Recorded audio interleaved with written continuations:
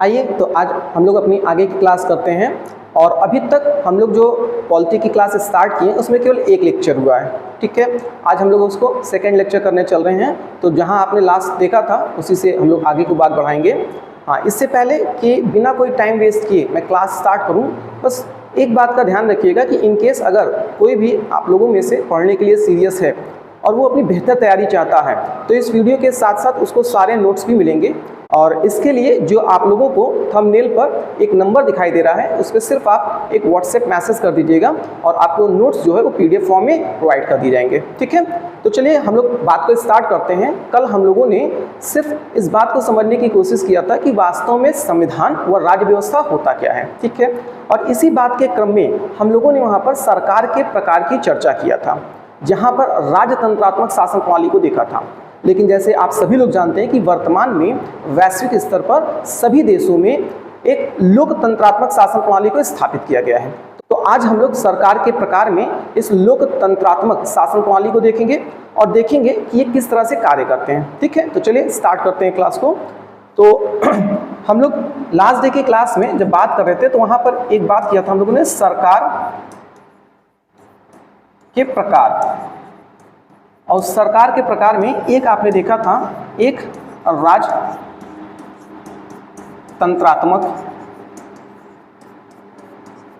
शासन प्रणाली थी और दूसरा आपने देखा था लोकतंत्रात्मक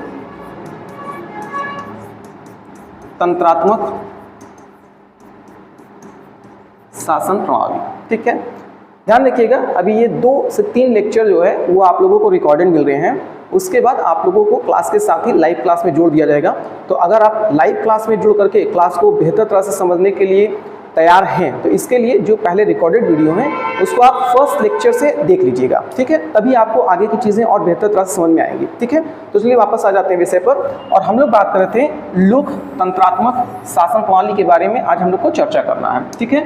तो चलिए आइए देखते हैं लोकतंत्र क्या है। लोकतंत्र, ठीक है, डेमोक्रेसी, डेमोक्रेसी, ठीक है। और ये जो है 2 शब्दों से मिलकर बना हुआ है। एक आप देखेंगे तो ये है डेमोस और दूसरा क्रेटोस। ये लैटिन शब्द है। डेमोस का अर्थ होता है जनता और क्रेटोस का अर्थ होता है शासन। इसका मतलब अगर हम लोग डेमोक्रेसी या लोकतंत्र का एक शाब्दिक अर्थ समझने की कोशिश करें तो स्पष्ट रूप से समझ में आएगा कि ऐसे शासन प्रणाली जहां पर शासन किसके द्वारा संचालित होती है, जनता के द्वारा, ठीक है। लेकिन ये बात आप बहुत बेहतर तरह समझ रहे हैं कि अगर हम लोग वर्तमान की स्थिति देखें तो जनता शासन नहीं करती है। जनता अपने प्रतिनिधि का चुनाव करती है और उसी प्रतिनिधि के माध्यम से शासन का कार्य संचालित किया जाता है, ठीक है। तो यहाँ पर हम लोग देखेंगे, अगर हम लोग लोकतंत्र की बात करते हैं तो लोकतंत्र भी 2 प्रकार के होते हैं। लोकतंत्र के प्रकार, इसमें एक आप देखेंगे जिसे हम लोग कहते हैं प्रत्यक्ष लोकतंत्र और दूसरा आप देखेंगे अप्रत्यक्ष लोकतंत्र। तो प्रत्यक्ष लोकतंत्र किसे कहते हैं? प्रत्यक्ष लोकतंत्र उसे कहते हैं जिसमें जनता प्रत्यक्ष रूप से शासन का कार्य करती है। और अप्रत्यक्ष लोकतंत्र उसे कहते हैं जहां पर जनता के प्रतिनिधियों द्वारा शासन का कार्य संचालित होता है, ठीक है। तो अगर हम लोग वर्तमान स्वरूप में देखेंगे तो वैश्विक स्तर पर कहीं पर भी आपको प्रत्यक्ष लोकतंत्र का प्रमाण नहीं मिलेगा। जहां कहीं भी आप देखेंगे आपको अप्रत्यक्ष लोकतंत्र ही देखने को मिलेगा। लेकिन फिर भी हम लोग को, अगर हम लोग प्राचीन इतिहास में बढ़ेंगे तो वहां पर आपको कुछ जगहों पर प्रत्यक्ष लोकतंत्र देखने को मिलता है। तो प्रत्यक्ष लोकतंत्र क्या होता है उसे समझते हैं और कुछ उसके लिए हम लोग उदाहरण लेते हैं।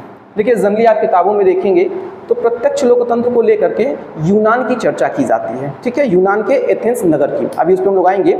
लेकिन अगर आप प्राचीन इतिहास को बेहतर तरह से पढ़े होंगे तो आपको भारत के इतिहास में प्रत्यक्ष लोकतंत्र के प्रमाण देखने को मिलेंगे। ठीक है, जहां पर जब आप लोग महाजनपदों की बात करते हैं तो वहां पर आप लोगों ने वैशाली महाजनपद के बारे में सुना होगा। ठीक है, और यही वैशाली महाजनपद का क्या था, एक गणराज्य था जिसे हम लोग कहते थे लिच्छवी गणराज्य। जिसने प्राचीन इतिहास पढ़ा है वो समझ रहा होगा, और जिसने नहीं पढ़ा तो कोई बात नहीं, अभी आप सुन लीजिए। आगे जब हम लोग यहाँ पर इतिहास की क्लास करेंगे तो उसमें प्राचीन इतिहास में ये सब चीज़ें आपको बहुत अच्छे से देखने को मिलेगी। ठीक है, देखिए लिच्छवी गणराज्य में क्या था, यहाँ पर जो शासन था, यहाँ पर आप देख रहे हैं कैसा है, गणतंत्रात्मक शासन व्यवस्था है, गणराज्य है। और गणराज्य किसे कहते हैं, गणराज्य उसे कहते हैं जहाँ पर शासन के संचालन का जो प्रमुख होता है, प्रमुख, उसका पद जो होता है वंशानुगत नहीं होता है, वंशानुगत नहीं होता है। एक उदाहरण के तौर पर समझिए, जैसे भारत को अगर हम लोग कहें तो भारत कैसा देश है, भारत एक लोकतांत्रिक गणराज्य है, क्योंकि भारत में जो वास्तविक प्रधान है, जिसे आप प्रधानमंत्री के रूप में जानते हैं, उसका जो चयन होता है वो एक लोकतांत्रिक प्रक्रिया से होता है, जहाँ पर जनता के प्रतिनिधियों द्वारा अपने प्रमुख का चुनाव किया जाता है। वहीं जो संवैधानिक प्रमुख है राष्ट्रपति, उस राष्ट्रपति का पद जो है वंशानुगत नहीं है, और राष्ट्रपति के पद को भी आप देखते हैं निर्वाचन के माध्यम से उस पद को सृजित किया जाता है। लेकिन इसी के जस्ट अपोजिट अगर हम लोग ब्रिटेन को देखते हैं तो ब्रिटेन एक ऐसा राष्ट्र है जहां पर आप देखेंगे वो लोकतंत्रात्मक तो है लेकिन गणराज्य नहीं है। गणराज्य क्यों नहीं है, क्योंकि वहां पर जो राष्ट्रपति होते हैं वो राष्ट्रपति कौन होते हैं, वहां के राजा होते हैं, और इस तरह से ये परंपरागत रूप से जो पद बना हुआ है ये वंशानुगत पद है। तो ध्यान रखिएगा, ब्रिटेन एक लोकतांत्रिक राज्य तो है लेकिन गणराज्य नहीं है। ठीक है, तो हम लोग वापस आ जाते हैं लिच्छवी गणराज्य। हम लोग इसको क्यों देख रहे हैं, क्योंकि हम लोग समझना चाह रहे हैं प्रत्यक्ष लोकतंत्र को, जहां मैंने बताया कि जनता के द्वारा प्रत्यक्ष रूप से शासन का कार्य किया जाएगा। यहाँ पर आपको व्यवस्था देखने को मिलेगी कि लिच्छवी गणराज्य में जितने भी कुल होते थे, परिवार होते थे, उस परिवार के जो मुखिया होते थे, परिवार के मुखिया को राजन कहा जाता था। और यहाँ पर शासन के कार्य को संचालित करने के लिए प्रत्येक कुल से जो राजन होते थे वो एक सदस्य के रूप में कार्य करते थे। इसका मतलब क्या हो गया कि प्रत्येक परिवार से एक मुखिया जो होगा वो कैसा होगा, ये राजन है, प्रत्येक परिवार से एक मुखिया जो होगा वो यहाँ पर एक शासन के अंग के रूप में कार्य करेगा। ठीक है, और लिच्छवी गणराज्य में 7,707 राजन का जिक्र मिलता है। इन्हीं के माध्यम से विधायिका, कार्यपालिका और न्यायपालिका के जो कार्य होते थे उसको क्रियान्वित किया जाता था। ठीक है, आइए अब एक दूसरे उदाहरण समझते हैं। प्रत्यक्ष लोकतंत्र के लिए हम लोग यूनान को देख लेते हैं। यूनान, अगर यूनान की बात करें तो यूनान जो था, यहाँ पर दो प्रसिद्ध नगर राज्य हुआ करते थे, एक था स्पार्टा और दूसरा था एथेंस। अगर हम लोग स्पार्टा की बात करें तो यहाँ की आबादी जो है वो लगभग 10,000 थी, जबकि एथेंस की जो आबादी थी वो लगभग 5,000 थी। ध्यान रखिएगा कि यूनान में जो नगर राज्य होते थे, नगर राज्य, उसे पॉलिस कहा जाता था, पॉलिस। ठीक है, तो यहाँ पर हम लोग एथेंस को लेकर के इस बात को समझते हैं। देखिए एथेंस जो था, एथेंस में जो जनता थी, जनता वो दो वर्गों में बटी हुई थी। एक जिसे स्वामी वर्ग कहा जाता है, स्वामी वर्ग, और दूसरा दास वर्ग। ये जो स्वामी वर्ग होते थे इनकी आबादी जो है वो लगभग 20% थी, जबकि अगर हम लोग दास वर्ग की बात करते हैं तो इनकी आबादी कितनी थी, 80% थी। लेकिन यहाँ की व्यवस्था में जो दास वर्ग था वो कौन थे, वो पशु तुल्य थे, पशु तुल्य थे, अर्थात उन्हें पूर्ण नागरिक का दर्जा प्राप्त नहीं था। ठीक है, और देखिए यूनान की परंपराओं में जो दास होते थे उनकी स्थिति बड़ी अमानवीय थी। यही कारण है जब आप प्राचीन इतिहास पढ़ते हैं तो मेगस्थनीज जैसा जब यूनानी दार्शनिक भारत आता है तो भारत की सामाजिक व्यवस्था को देख करके उसने अपने विवरण में बताया है कि भारत में दास प्रथा नहीं थी, क्योंकि उसने जिस प्रकार की कठोर दास प्रथा को देखा है, भारत में उतनी कठोर दास प्रथा की परंपरा कभी नहीं रही है।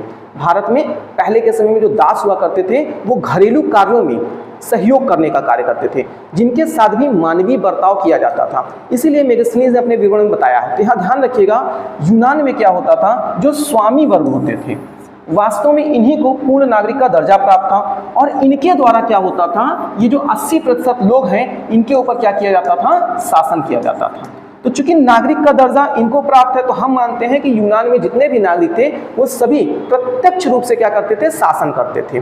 ठीक है, दूसरे स्तर पर समझिए कि अगर यहाँ पर हम लोग कहें कि किस तरह से शासन करते थे, तो ये लोग क्या करते थे, एक वर्ष में 2 सभाएं करते थे, 2 सभाएं करते थे, जिसमें जितने भी स्वामी वर्ग के लोग थे वो मुख्य भूमिका में होते थे। और वो पहली जो बैठक करते थे वो विधायिका की बैठक हो जाती थी और दूसरी बैठक जो होती थी वो एक तरह से न्यायपालिका की बैठक हो जाती थी, न्यायपालिका की बैठक हो जाती थी। तो विधायिका की बैठक किसे कहेंगे, जहां पर विधि का निर्माण कार्य होगा, यानी साल में एक बैठक, एक सभा ऐसी बुलाई जाती थी जहां पर प्रशासन के लिए विधि का निर्माण किया जाता था और दूसरी जो सभा होती थी वहां पर न्याय का कार्य किया जाता था। ठीक है, तो अभी हम लोग बात कर रहे थे लोकतंत्र के प्रकार की। उस लोकतंत्र के प्रकार में आपने देखा प्रत्यक्ष लोकतंत्र किसे कहते हैं। प्रत्यक्ष लोकतंत्र में मैंने बताया आपको कि वह लोकतंत्र जिसमें शासन का कार्य जो होता है वो प्रत्यक्ष रूप से जनता करती है। ठीक है, ये वास्तव में लोकतंत्र की एक आदर्श स्थिति है, लेकिन व्यवहार में लोकतंत्र इस तरह से स्थापित कर पाना संभव नहीं है। आप एक छोटे से परिवार में देखिए, एक छोटे से परिवार में अगर सभी व्यक्ति मुखिया हो जाते हैं तो उस परिवार में सारी गतिविधियों का नियंत्रण या अनुशासन एक बेहतर तरह संचालित नहीं हो पाता। तो वर्तमान स्थिति में आप देखिए, इतनी बड़ी जनसंख्या के राष्ट्र हैं तो ये एक आदर्श स्थिति तो जरूर है, लेकिन व्यवहार में कभी भी इसका अनुसरण नहीं किया जा सकता। अब दूसरे शब्दों में समझिए, अगर आप किसी से भी पूछेंगे कि लोकतंत्र किसे कहते हैं तो वो तुरंत आपको बता देगा कि ऐसा शासन व्यवस्था या प्रणाली जिसमें जनता द्वारा शासन किया जा रहा हो।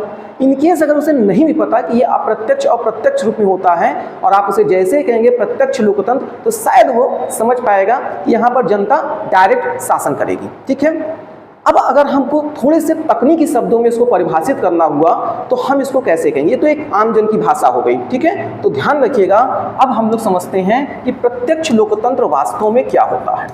तो प्रत्यक्ष लोकतंत्र किसे कहेंगे, 2 शब्दों पर ध्यान रखिएगा। प्रत्यक्ष लोकतंत्र वो होता है जहां पर लोकतांत्रिक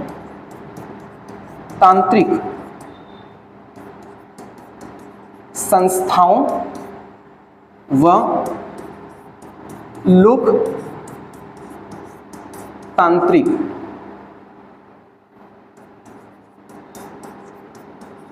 क्रियाओं का या तो अभाव होगा अथवा ये क्या होंगे, महत्वहीन होंगे। ऐसा इसलिए क्योंकि यहाँ पर प्रत्येक व्यक्ति ही एक सरकार के अंग के रूप में है। ठीक है, सरकार के सदस्य के रूप में है, तो इस तरह की संस्थाओं की आवश्यकता नहीं पड़ती है। ठीक है, अब आपके मन में एक सवाल उठ रहा होगा कि लोकतांत्रिक संस्थाएं क्या होती हैं। तो यहाँ पर इसको भी समझ लीजिए, जब हम लोकतांत्रिक संस्थाओं की बात करेंगे तो लोकतांत्रिक संस्थाओं के अंतर्गत हम चर्चा करते हैं किसकी, हम बात करेंगे संसद की, हम बात करेंगे न्यायपालिका की, हम बात करेंगे राजनीतिक दलों की, कैग जैसे व्यवस्थाओं की। ठीक है, ये सभी क्या होते हैं, निर्वाचन आयोग आप ले लीजिए, निर्वाचन आयोग, ये सभी क्या है, लोकतांत्रिक प्रक्रियाओं के एक संस्था के रूप में कार्य करते हैं। ठीक है, अब अगर हम लोग इसमें आगे बातचीत करें तो जो ये लोकतांत्रिक संस्थाएं हैं, इस लोकतांत्रिक संस्थाओं की जो प्रक्रियाएं होंगी उसी को क्या कह रहे हैं, लोकतांत्रिक क्रियाएं कह रहे हैं। ठीक है, तो फिर से ध्यान समझिएगा कि जब हम लोग प्रत्यक्ष लोकतंत्र की बात करते हैं, इस प्रत्यक्ष लोकतंत्र के लिए किसी भी प्रकार की लोकतांत्रिक संस्थाएं या उनकी क्रियाओं का अभाव या महत्व बहुत ही सीमित स्तर पर देखने को मिलेगा। ठीक है, अब यहाँ पर हम बात करें कि क्या वर्तमान में कोई एक ऐसा राष्ट्र है जहाँ पर लोकतंत्र पाया जा रहा है, तो आप कहेंगे कि पूर्ण रूप से तो कोई भी ऐसा राष्ट्र नहीं है जहां पर प्रत्यक्ष लोकतंत्र नहीं, प्रत्यक्ष लोकतंत्र पाया जा रहा हो। लेकिन फिर भी स्विट्जरलैंड एक ऐसा राष्ट्र है जो प्रत्यक्ष लोकतंत्र के सबसे करीब है। क्यों, उसे ध्यान से समझिए। तो चलिए हम लोग देखते हैं स्विट्जरलैंड को।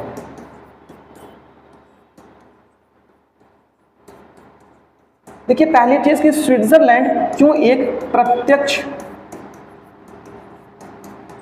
लोकतंत्र नहीं है, क्योंकि यहाँ पर लोकतांत्रिक संस्थाओं के रूप में संसद, संविधान, निर्वाचन आयोग, राष्ट्रपति। और यहाँ का संविधान बहुत ही अलग स्तर का है। यहाँ पर आपको 7 राष्ट्रपति देखने को मिलेंगे। राष्ट्रपति, कैग, अन्य जैसे लोकतांत्रिक संस्थाएं उपस्थित हैं, इसलिए प्रत्यक्ष लोकतंत्र नहीं है। अगर लोकतांत्रिक संस्थाएं उपस्थित है तो ऑब्वियस सी बात है इनकी प्रक्रियाएं भी चल रही होंगी। ठीक, फिर भी हम क्यों स्विट्जरलैंड को प्रत्यक्ष लोकतंत्र के सबसे निकट मान रहे हैं, सबसे निकट? क्योंकि यहाँ पर लोकतंत्र में कुछ ऐसी प्रक्रियाएं हैं जिसमें जनता के अधिकार बहुत ही अधिक मात्रा में हैं और विधि निर्माण, संविधान संशोधन व अन्य प्रक्रियाओं में जनता की भागीदारी यहाँ पर प्रत्यक्ष रूप से देखने को मिलती है। तो आइए उन व्यवस्थाओं को देखते हैं। देखिए, स्विट्जरलैंड में कुछ जो प्रावधान है उसमें एक है लैंड सेजिमेंट। देखिए, लैंड सेजिमेंट क्या प्रावधान है इसमें? यदि एक चीज यहां समझ लीजिए कि जो स्विट्जरलैंड है, यहाँ पे जो राज्य होते हैं, प्रांत, ठीक है, उसे कैंटन कहते हैं। और यहां पर क्या होता है, यदि कोई विशेष मुद्दा होता है तो किसी विशेष मुद्दे पर एक सभा बुलाई जाती है। सभा का तात्पर्य है यहाँ पर जनता द्वारा उनका मत मांगा जाता है। ध्यान रखिएगा, स्विट्जरलैंड चूंकि डेवलप कंट्रीज है तो वहाँ पर जो मतदान जनता करती है वो एक टेक्नोलॉजी के माध्यम से करती है। तो वहाँ पर सभी लोगों को अपने मत रखने का अधिकार है। और सिर्फ अधिकार नहीं है, भारत की तरह नहीं कि सोशल मीडिया पे तमाम आपसे आपके विचार मान लिए जाए, लेकिन इस विचार का निष्कर्ष कुछ न निकले कि आपके विचार का किसी प्रकार से शासन या प्रशासन की गतिविधियों पर प्रभाव पड़े। लेकिन यहाँ पर है, होता क्या है, जब यहाँ पर किसी विशेष मुद्दे पर लोगों से उनकी राय मांगी जाती है, ठीक है, तो यदि 50% से ज्यादा लोगों ने अपनी राय 50% से ज्यादा लोग अपनी राय जिस पक्ष में रखते हैं, अर्थात पक्ष में रखें या विपक्ष में रखें, वो बातें स्वीकृत कर ली जाती हैं। इसी तरह से यहां पर दूसरी प्रक्रिया क्या है, तो दूसरी प्रक्रिया आप देखेंगे जनमत संग्रह। ठीक है, जनमत संग्रह जिसे कहते हैं रेफरेंडम। देखिए, ये क्या होता है, इसमें संविधान संशोधन की प्रक्रिया में यदि संविधान में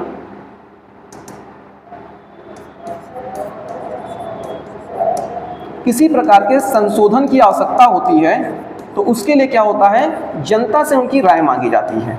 और यदि पुनः जनता में 50% से ज्यादा लोगों ने संविधान संशोधन के पक्ष में अपना मत किया तो वहां की विधायिका में संविधान संशोधन का जो प्रावधान है उसे प्रारंभ कर दिया जाता है। ठीक है, इसी तरह एक और व्यवस्था देखिए, तो यहाँ पर क्या है, एक है जिसे कहते हैं प्रत्याह्वान।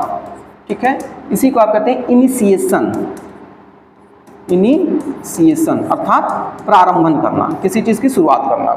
इसमें क्या होता है, जनता यदि किसी विशेष मुद्दे पर अपनी मांग रखती है और चाहती है कि इस विषय पर कोई कानून बनाया जाए और उस विषय पर यदि 50% से ज़्यादा लोगों की सहमति बन जाती है तो पुनः एक जो कानून है उस प्रक्रिया में बढ़ा दिया जाता है। ठीक है, जैसे ध्यान रखिए, भारत में क्या होगा, अगर भारत में जनता के पास ये अधिकार होता तो शायद भारत भी एक सवाल पूछती कि जब आप नौकरियों के लिए जाते हैं तो एक छोटे से छोटे नौकरी के स्तर के लिए आपकी एलिजिबिलिटी का एक पैरामीटर तैयार किया जाता है।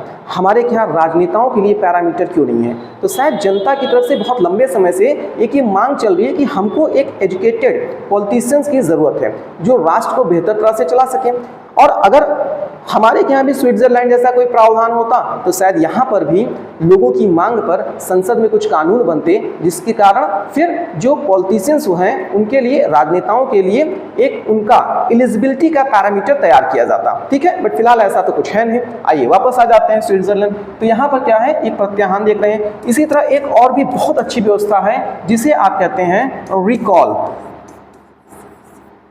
यहाँ पे एक छोटी सी चीज़ ध्यान रख लीजिए, ये जो प्रत्याह्वान हम लोगों ने यहाँ पे कर दिया है इसे कहते हैं आरंभन, हिंदी में यानी आरंभ करना, और रिकॉल को कहते हैं प्रत्याह्वान।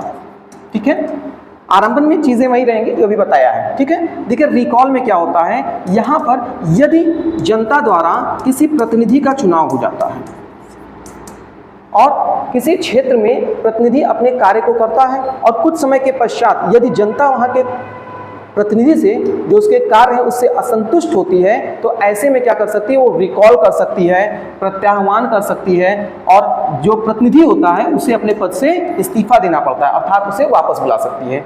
इसका मतलब यहाँ पर क्या है, एक प्रतिनिधियों को आप देखेंगे तो जनता का दबाव है, और साथ ही साथ क्या है, उसके ऊपर क्या होगा, एक बेहतर कार्य करने का क्या होगा, दबाव रहेगा। नहीं तो जनता क्या करेगी, रिकॉल कर देगी, और 50% से ज़्यादा लोगों का अगर समर्थन प्राप्त हो गया तो पुनः आप देखेंगे कि वो अपने पद से त्यागपत्र देना पड़ेगा। ठीक है, तो इस तरह से आप क्या देख रहे हैं, इस तरह से आप देख रहे हैं कि यद्यपि स्विट्जरलैंड में लोकतांत्रिक संस्थाएं व प्रक्रियाएं विद्यमान हैं, लेकिन इसके बावजूद वहाँ कुछ ऐसे प्रावधान हैं जिसके माध्यम से जनता प्रत्यक्ष रूप से अपनी सहभागिता जो है वो शासन में स्थापित कर पाती है। ठीक है, तो इस तरह से आप कहेंगे कि वर्तमान में अगर प्रत्यक्ष लोकतंत्र के सबसे करीब कोई है तो वो कौन है, स्विट्जरलैंड। लेकिन जैसा पहले ही बता चुके हैं कि पूर्ण रूप से प्रत्यक्ष लोकतंत्र वैश्विक स्तर पर कहीं भी इस समय नहीं पाया जाता। तो अब हम लोग बात करते हैं जो लोकतंत्र में पाया जाने वाला अब व्यवस्था है, उसी को हम लोग कह रहे हैं अप्रत्यक्ष लोकतंत्र। ठीक है, अब अप्रत्यक्ष लोकतंत्र की परिभाषा आप खुद भी बड़े आराम से बना सकते हैं, जहां पर लोकतांत्रिक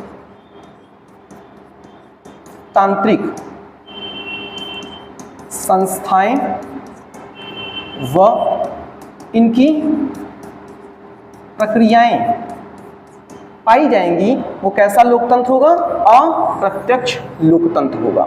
ठीक है, तो चलिए अब हम लोग अपने विषय में प्रवेश कर जाते हैं, क्योंकि यहीं से हम लोग को क्या करना है, समझना है कि वैश्विक स्तर पे शासन के कितने प्रकार हो सकते हैं।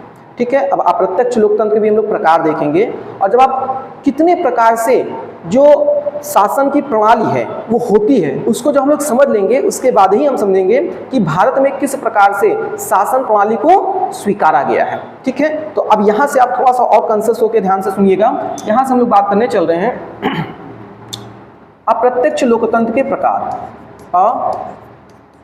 अप्रत्यक्ष लोकतंत्र के प्रकार। देखिए, जब हम लोग अप्रत्यक्ष लोकतंत्र की प्रकार की बात करेंगे तो ध्यान रखिएगा ये दो प्रकार का होगा। पहला, जिसे आप कहेंगे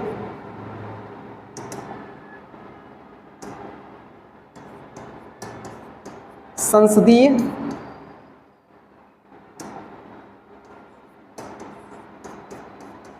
शासन प्रणाली,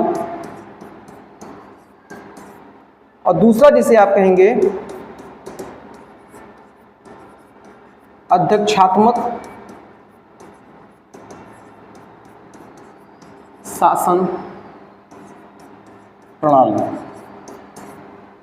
देखिए, कभी भी कहीं पर भी अगर आप किसी भी आधार पर वर्गीकरण देखते हैं तो हमेशा ध्यान रखिएगा, वर्गीकरण किसी भी चीज़ को करने का कोई ना कोई आधार होता है। अगर हम लोग यहाँ पर कह रहे हैं कि ये जो अप्रत्यक्ष लोकतंत्र है, ये अप्रत्यक्ष लोकतंत्र दो प्रकार से है, तो मन में ज़रूर आपके सवाल उठना चाहिए कि इसके वर्गीकरण का आधार क्या है, वर्गीकरण का आधार क्या है। तो यहाँ पे मैं आपको बताता हूँ कि वर्गीकरण का आधार क्या है। ध्यान रखिएगा, विधायिका व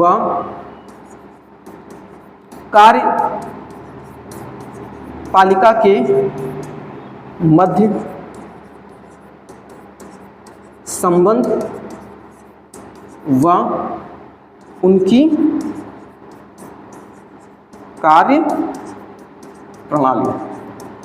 ध्यान रखिएगा, अप्रत्यक्ष लोकतंत्र में हम लोग दो आधार पर शासन का वर्गीकरण करते हैं, एक विधायिका और कार्यपालिका के आधार पर, दूसरा हम लोग बात करेंगे जिसको अगले ही क्लास में हम लोग बात करेंगे, और वो होगा केंद्र व राज्य के मध्य शक्ति के पृथक्करण के आधार पर। तो वहां पर आप सुनेंगे संघात्मक शासन प्रणाली और एकात्मक शासन प्रणाली के बारे में। लेकिन आज का जो हम लोग का मूल विषय है वो कौन सा है, तो आज हम लोग को मूल रूप से समझना है संसदीय शासन प्रणाली और अध्यक्षात्मक शासन प्रणाली के बारे में, ठीक है। लेकिन इससे पहले कि वहां पर चलें, तो जैसे मैंने आपको पहले ही बता के रखा है, जब भी कोई नए शब्द आएंगे तो मैं ये मान के चलूंगा कि आप उसको बिल्कुल नहीं समझते हैं, ठीक है, और यहीं से हम लोग उस चीज़ को सीखना प्रारंभ करेंगे। तो सबसे पहले हम समझते हैं ये विधायिका क्या होती है, फिर देखेंगे कार्यपालिका क्या होती है, और फिर देखेंगे कि उसमें संबंध किस प्रकार स्थापित होते हैं जिससे संसदीय व अध्यक्षात्मक शासन प्रणाली स्थापित होती है।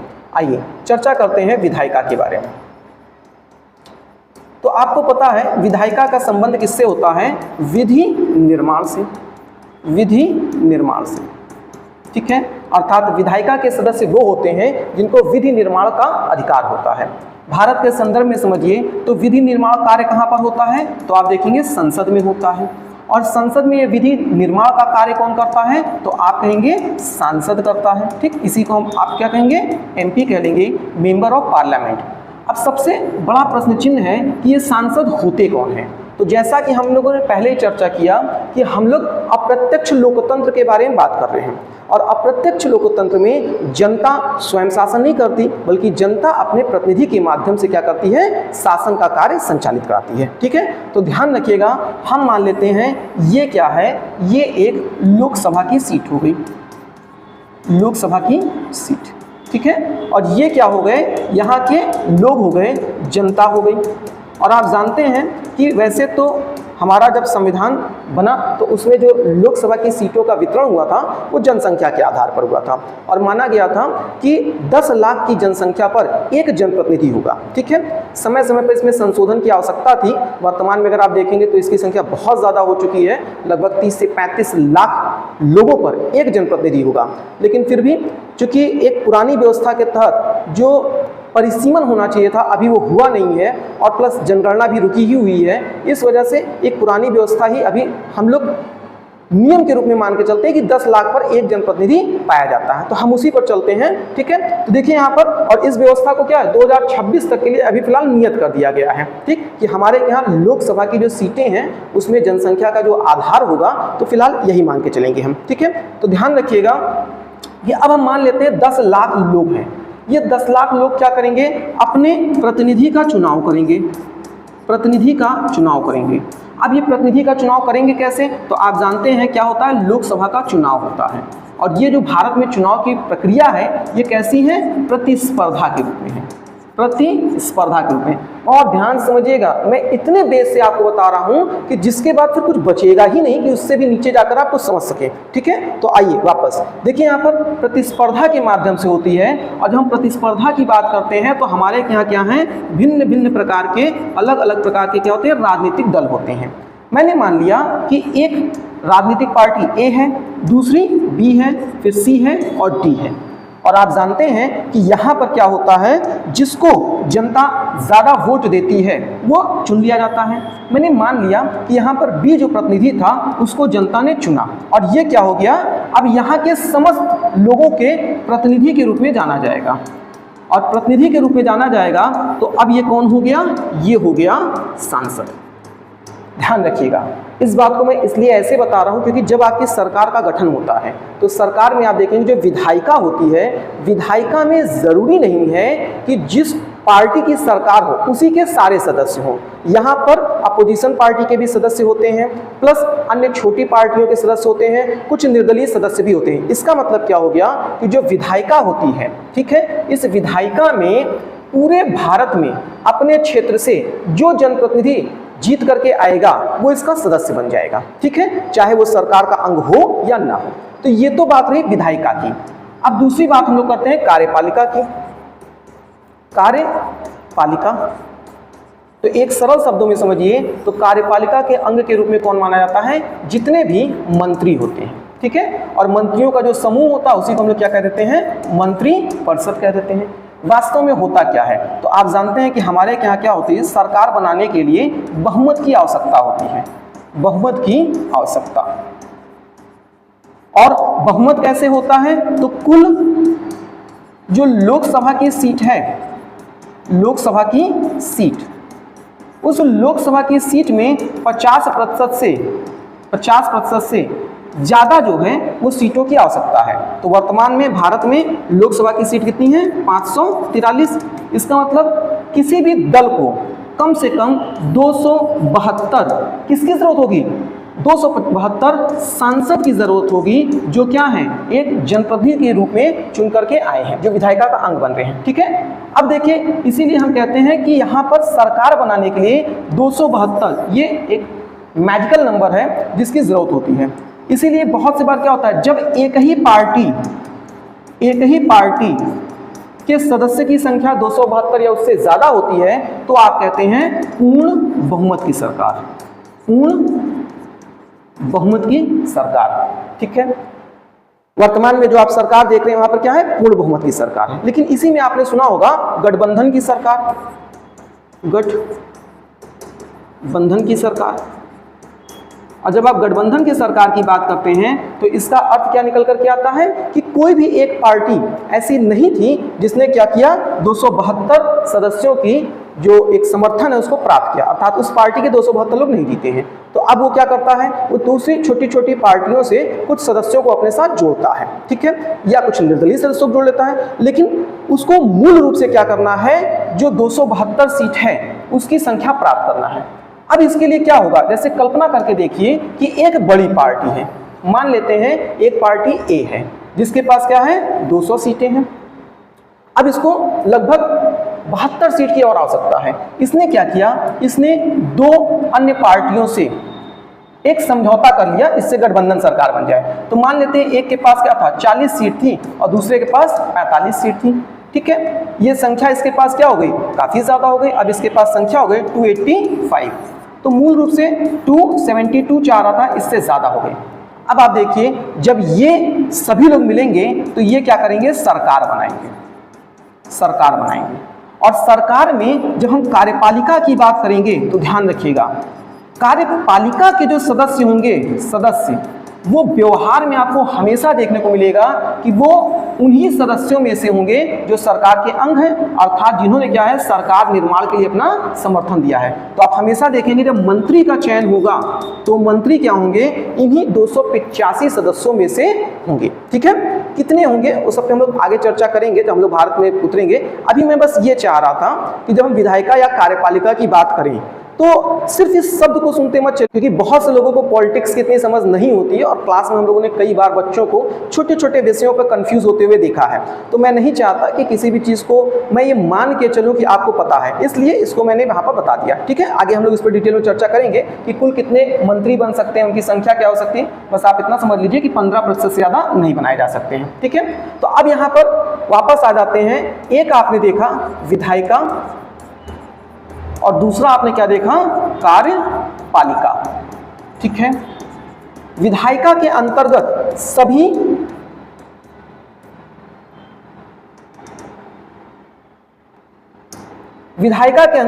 सभी सांसद हो जाएंगे, चाहे वो किसी भी दल के हों, किसी भी दल के जो अपने क्षेत्र से चुन करके आए हैं, यानी अपने क्षेत्र के प्रतिनिधि के रूप में हैं।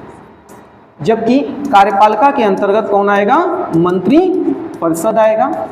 और मंत्री परिषद के जो सदस्य होते हैं वो हमेशा जो सरकार बनाती है, अर्थात जो 272 सदस्यों या उससे ज़्यादा का समर्थन प्राप्त करती है, उसी में से चुनाव किया जाता है। ठीक है, आइए अब हम लोग समझते हैं संसदीय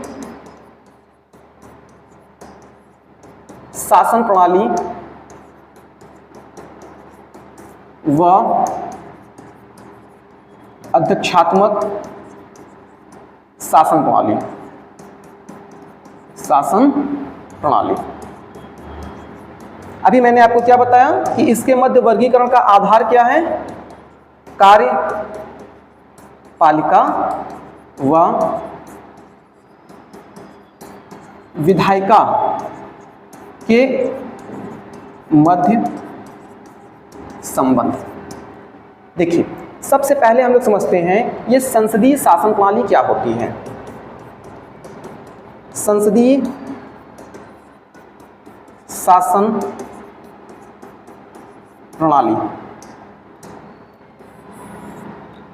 देखिए, संसदीय शासन प्रणाली में जो कार्यपालिका के सदस्य होते हैं, कार्यपालिका के जो सदस्य होते हैं, उनका चुनाव हमेशा विधायिका के सदस्यों में से ही होता है।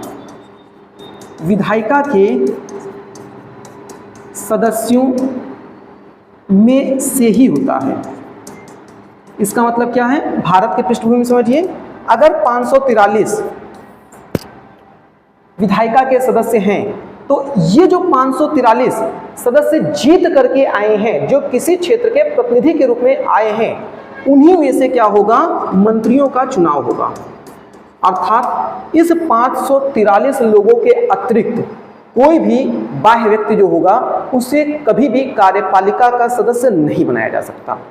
इन केस यदि किसी को कार्यपालिका का सदस्य बना दिया जाता है तो संविधान में ये प्रावधान किया गया है कि उसे 6 माह के भीतर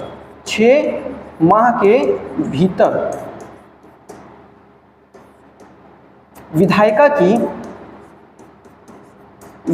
की सदस्यता ग्रहण करनी होती है। और जब हम भारत में विधायिका की बात करेंगे तो इसका मतलब उसको या तो राज्यसभा और या तो लोकसभा की सदस्यता प्राप्त करनी पड़ेगी। अगर नहीं पड़ता है तो 6 माह के बाद उसकी जो कार्यपालिका की सदस्यता है वो क्या होगी? निरस्त हो जाएगी। ठीक है, तो संसदीय शासन प्रणाली में पहले पॉइंट के रूप में समझिएगा कि जो कार्यपालिका के सदस्य होते हैं वो सदैव विधायिका के सदस्यों में से ही चुने जाते हैं। ठीक है, चलिए तो अब हम लोग बात करते हैं अध्यक्षात्मक शासन प्रणाली के बारे में।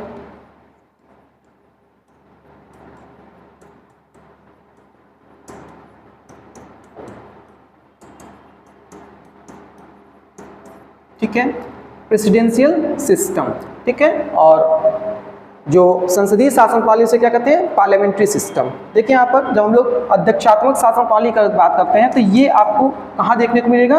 अमेरिका जैसे देश में। देखिए, अध्यक्षात्मक शासन प्रणाली में क्या होता है तो आप यहाँ पर पाएंगे कि जैसे हम लोगों ने देखा कि ये विधायिका के सदस्य हो जाएंगे और इन विधायिका के सदस्यों द्वारा क्या किया जाएगा? अपना एक प्रमुख चुन लिया जाएगा। अध्यक्षात्मक शासन प्रणाली में इन विधायिका के सदस्यों द्वारा जो प्रमुख चुना जाता है उसे हम कह देते हैं राष्ट्रपति। और अब जब ये राष्ट्रपति अपने लिए कार्यपालिका का चुनाव करेगा, तो ध्यान रखिएगा ये कार्यपालिका के सदस्य कभी भी ये विधायिका के सदस्यों में से नहीं चुने जाएंगे। इसका मतलब विधायिका के सदस्यों के अतिरिक्त कोई भी व्यक्ति कार्यपालिका के सदस्य के रूप में चुना जा सकता है, लेकिन यहाँ पर विधायिका के सदस्यों से नहीं चुने जाएंगे। तो सबसे बड़ा अंतर आप क्या देख रहे हैं? अब यहाँ पर हम लोग इसको अंतर के रूप में समझते हैं। पहला आप देख रहे हैं संसदीय और दूसरा आप देख रहे हैं अध्यक्षात्मक। देखिए यहाँ पर जब हम संसदीय शासन प्रणाली की बात करते हैं तो संसदीय शासन प्रणाली में क्या होता है? जो कार्यपालिका के सदस्य हैं,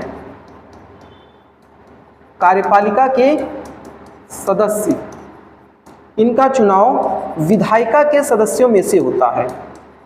विधायिका के सदस्यों में से, जबकि अध्यक्षात्मक शासन प्रणाली में कार्यपालिका के सदस्य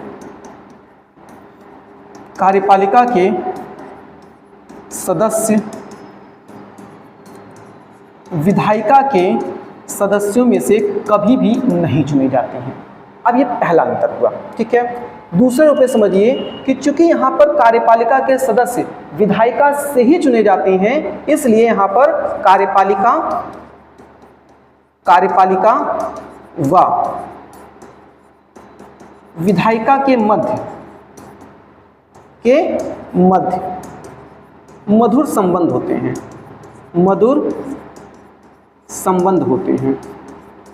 वहीं इसके विपरीत जब हम अध्यक्षात्मक शासन प्रणाली की बात करते हैं तो कार्यपालिका के सदस्य कभी भी विधायिका के सदस्यों में से नहीं चुने जाते हैं, इसलिए मधुर संबंध होना कोई अनिवार्यता नहीं है। ठीक है, दूसरे स्तर पर अब देखते हैं अगले पॉइंट को। तो यहाँ पर आप देखिए कि चूंकि कार्यपालिका के सदस्यों का अस्तित्व, या आप ऐसे कह लीजिए कि चूंकि विधायिका के सदस्यों का अस्तित्व कार्यपालिका के सदस्यों के कार्यों पर ही निर्भर करता है। भारत के संदर्भ में समझिए, यदि मंत्री लोग अच्छा कार्य करते हैं अर्थात कार्यपालिका अच्छा कार्य करती है, तभी जनता अपने प्रतिनिधि को पसंद करती है और तभी जनता क्या करती है, उस पार्टी के सदस्यों को पुनः जिताने का प्रयास करती है अर्थात उसके कार्यों का मूल्यांकन करती है। ठीक है, तो विधायिका का पूरा अस्तित्व कार्यपालिका पर निर्भर करता है और आप जानते हैं कि विधायिका को भी कार्यपालिका को साथ में लेकर चलना पड़ता है। क्यों? क्योंकि विधायिका जब अच्छी विधि बनाएगा तभी कार्यपालिका क्या करेगी, उसके लिए फिर सहयोग प्रदान कर पाएगी। तो ऐसी स्थिति में आप देखेंगे कि यहाँ पर क्या होता है, सामूहिक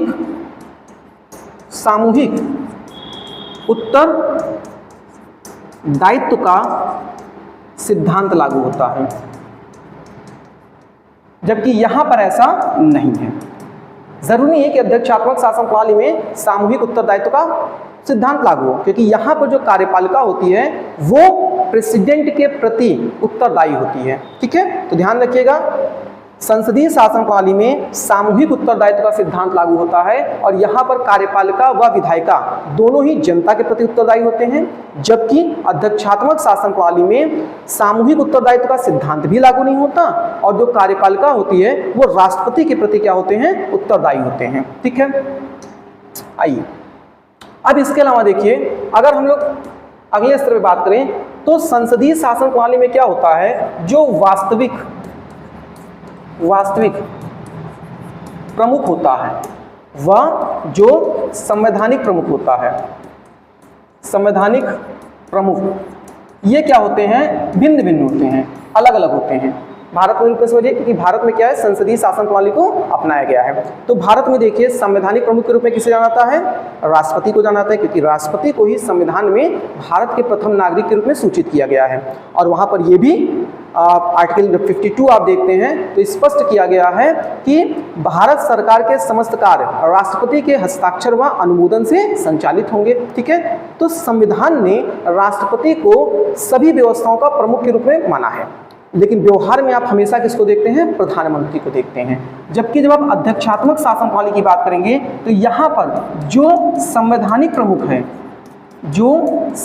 प्रमुख है वही क्या है, वास्तविक प्रमुख है, वही वास्तविक प्रमुख है। ठीक है, दूसरे से समझिएगा, जब आप किसी भी संसदीय शासन प्रणाली वाले देश के बारे में सुनते हैं तो हमेशा यहाँ पर आप प्रधानमंत्री का जिक्र पाते हैं। क्यों? क्योंकि यहाँ पर वास्तविक रूप में जो शक्ति होती है वो किसके पास होती है, प्रधानमंत्री के पास। लेकिन जब आप अध्यक्षात्मक शासन प्रणाली की बात करते हैं तो वहां पर आप देखेंगे कि जो शक्ति होती है वो किसके पास होती है, वो राष्ट्रपति के पास होती है। तो राष्ट्रपति को संविधान भी सबसे प्रमुख व्यक्ति मानता है और व्यवहार में भी राष्ट्रपति ही सबसे प्रमुख व्यक्ति दिखाई देता है, सारे शक्ति का केंद्र राष्ट्रपति के पास होता है। ठीक है, एक पॉइंट और ध्यान में रखेंगे कि यहाँ पर जो कार्यपालिका होती है, कार्यपालिका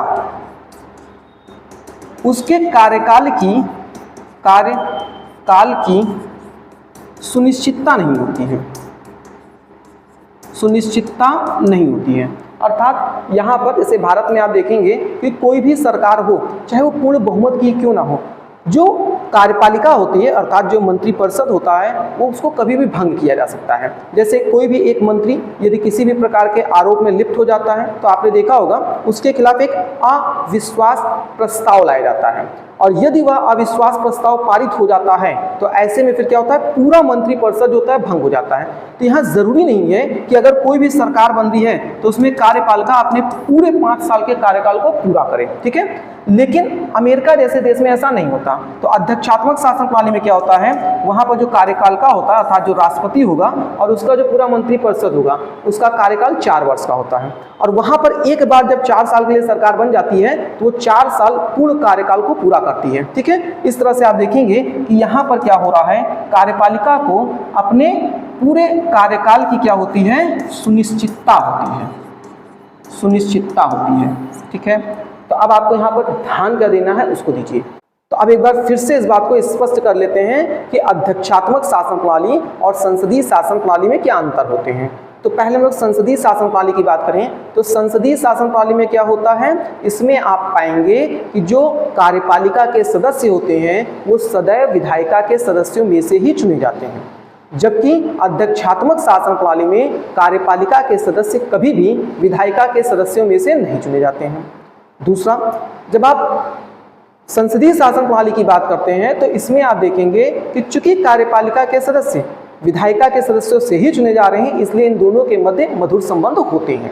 जबकि अध्यक्षात्मक शासन प्रणाली में क्या होता है, कार्यपालिका के सदस्य विधायिका के सदस्यों में से नहीं चुने जाते, इसलिए यहाँ पर मधुर संबंध की कोई अनिवार्यता नहीं है। ठीक है, हो सकता है लेकिन जरूरी नहीं कि हो ही। दूसरे, अगर हम लोग संसदीय शासन प्रणाली की बात करें तो यहाँ कार्यपालिका और जो विधायिका होती है वो सामूहिक उत्तरदायित्व के सिद्धांत को लागू करती है, जिससे जनता का सदैव कल्याण होता है। ठीक है, वहीं अगर आप अध्यक्षात्मक शासन प्रणाली की बात करेंगे तो वहाँ पर आप पाएंगे कि जो कार्यपालिका होती है वो राष्ट्रपति के प्रति उत्तरदायी होती है, तो यहाँ पर सामूहिक उत्तरदायित्व का सिद्धांत लागू नहीं होता है। ठीक है, अगले पॉइंट के रूप में ध्यान रखिएगा कि जो संसदीय शासन प्रणाली होती है वहाँ पर वास्तविक कार्यपालिका और संवैधानिक कार्यपालिका में अंतर पाया जाता है। संसदीय शासन प्रणाली में जो संवैधानिक कार्यपालिका होता है वो नाम मात्र का होता है, जबकि वास्तविक कार्यपालिका के रूप में आपको प्रधानमंत्री देखने को मिलता है। वहीं अध्यक्षात्मक शासन प्रणाली में आप देखेंगे कि जो संवैधानिक प्रमुख होता है वही वास्तविक प्रमुख भी होता है। ठीक है, इसके अलावा जो संसदीय शासन प्रणाली है वहाँ कार्यपालिका को कार्यकाल की सुनिश्चितता नहीं होती, जबकि अध्यक्षात्मक शासन प्रणाली में कार्यपालिका की सुनिश्चितता बिल्कुल होती है। ठीक है, चलिए, तो ये तो आपने देखा किस प्रकार कार्यपालिका और विधायिका के आधार पर संसदीय शासन प्रणाली और अध्यक्षात्मक शासन प्रणाली होते हैं। अब कोई भी शासन प्रणाली क्यों ना हो, हर शासन प्रणाली की कुछ अच्छाइयाँ होती हैं और कुछ बुराइयाँ भी होती हैं। तो हम लोग देखते हैं कि संसदीय शासन प्रणाली की अच्छाइयाँ क्या हैं, उसके बाद देखेंगे उसमें दोष क्या हैं। ये बात ज़रूर ध्यान रखिएगा कि इसी प्रकार से हम लोग को अध्यक्षात्मक शासन प्रणाली को भी देखना होगा। तो संसदीय शासन प्रणाली में जो अच्छाइयाँ देखेंगे आप अध्यक्षात्मक शासन प्रणाली में वही आपको बुराइयों के रूप में दिखाई देगा, और जो संसदीय शासन प्रणाली में आपको कमियाँ या खामियाँ दिखाई देंगी अध्यक्षात्मक शासन प्रणाली में वही आपको क्या होगा, उसके मजबूत पक्ष दिखाई देंगे। ठीक है, तो चलिए देखते हैं, हम लोग पहले बात कर लेते हैं। चलिए, तो पहले हम लोग देख लेते हैं संसदीय शासन प्रणाली की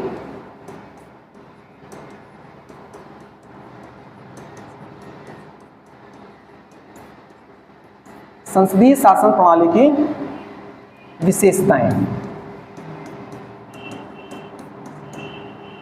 इसमें पहला पॉइंट ध्यान रखिएगा कि जैसा हमने बताया कि चूंकि विधायिका में से ही कार्यपालिका के सदस्य चुन करके आते हैं, इसलिए यहाँ पर क्या होता है, सामूहिक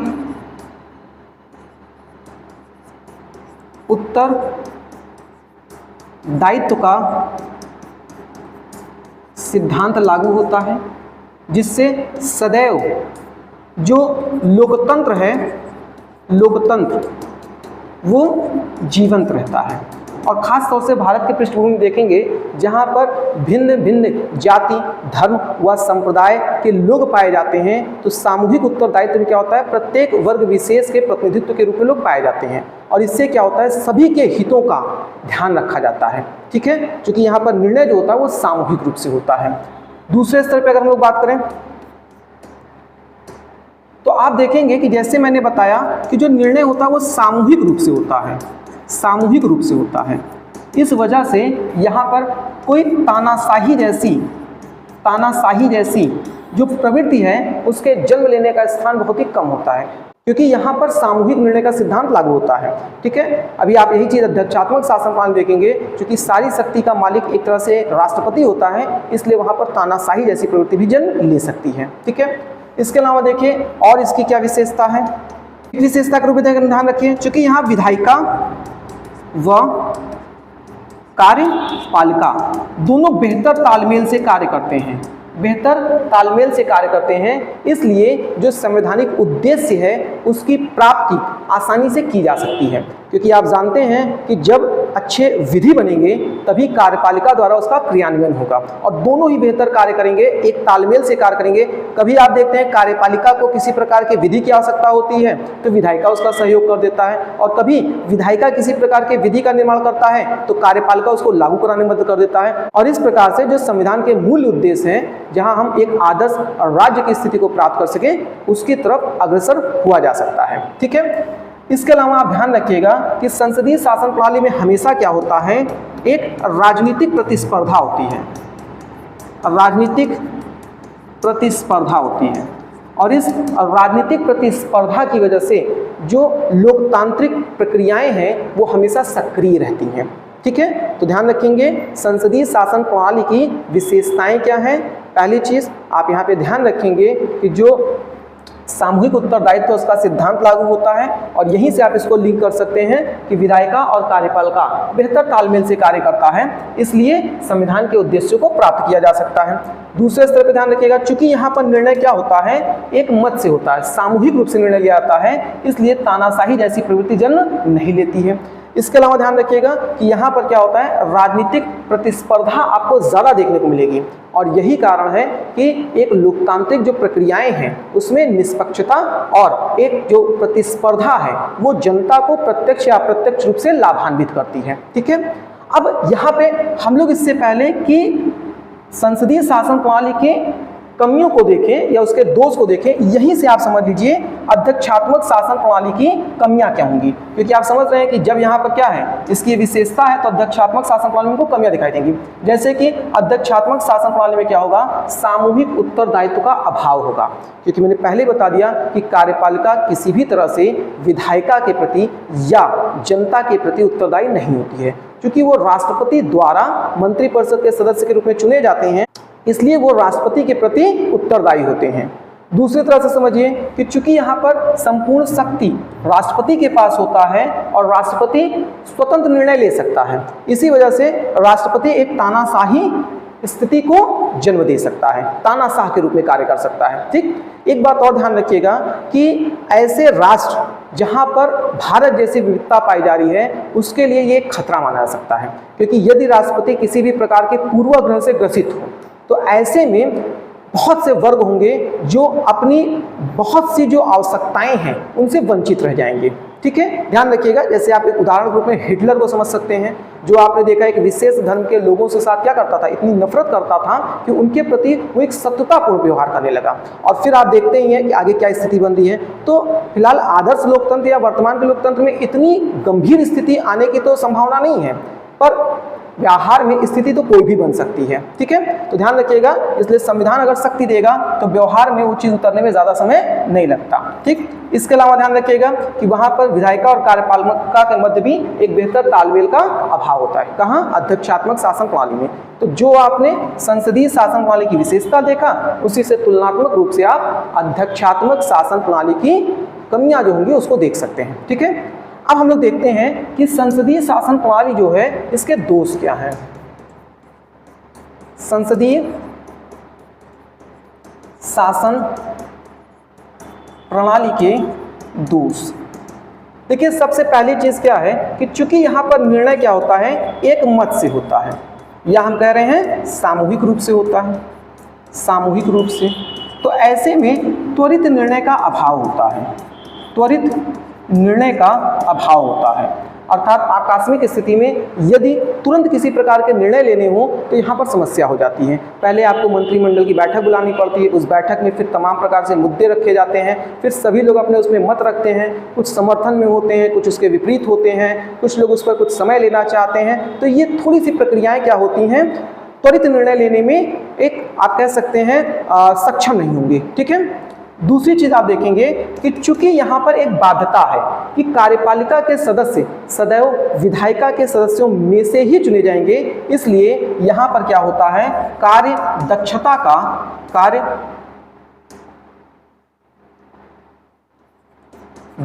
का अभाव होता है।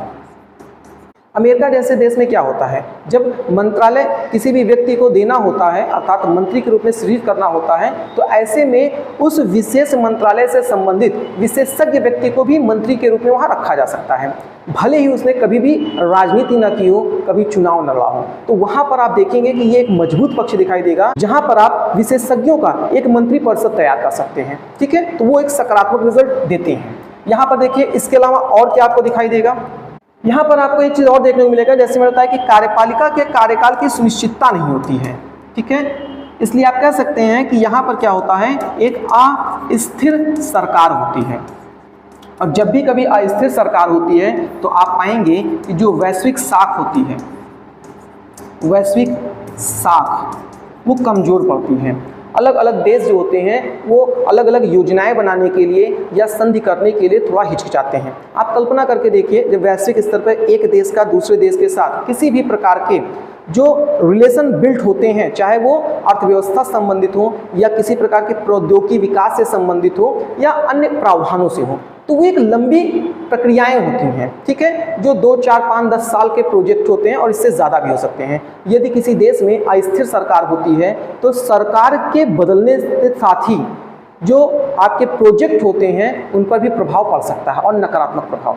आप हाल ही में उदाहरण देख रहे हैं कि किस प्रकार से नेपाल में जब वहाँ पर सरकार बदली, अभी मालदीव की घटना आपने देखा किस प्रकार से सरकार बदली, तो आप देखिए भारत के साथ संबंधों में किस प्रकार से वहाँ पर नकारात्मक प्रभाव पड़ा है। तो अस्थिर सरकार के साथ ये थोड़ी सी समस्या आपको देखने को मिलेगी। ठीक है, इसके अलावा ध्यान रखिएगा कि संसदीय शासन प्रणाली में क्या होता है, क्योंकि यहाँ पर राजनीतिक जो प्रतिस्पर्धाएं होती हैं वो आप कह सकते हैं कि विशेष वर्ग को ध्यान में रख करके भी किया जाता है। तो ऐसे में जो लोकतंत्र का मूल आदर्श है कि प्रत्येक लोगों का कल्याण करना, कभी कभी वो बट जाता है। और आप देखेंगे यहाँ पर वोट बैंक की राजनीति होती है, जहाँ पर विशेष जाति, धर्म या समुदाय को ध्यान में रखते हुए कुछ निर्णय लिए जाते हैं और कुछ कानून बनाए जाते हैं। तो ये भी एक अच्छी स्थिति नहीं है। ठीक है, तो फिर से देख लीजिए, जब हम लोग संसदीय शासन प्रणाली की बात करते हैं तो इसकी अपनी कुछ कमियां हैं, दोष हैं।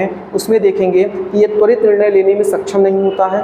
दूसरे स्तर पर हम लोगों ने बात किया कि यहाँ पर कार्यदक्षता का अभाव देखने को मिलता है। एक अन्य स्तर पर आपने देखा अस्थिर सरकार होने का अर्थ है कि वैश्विक साख कमजोर होगी, संधियां करने में अन्य देश हिचकिचाएंगे।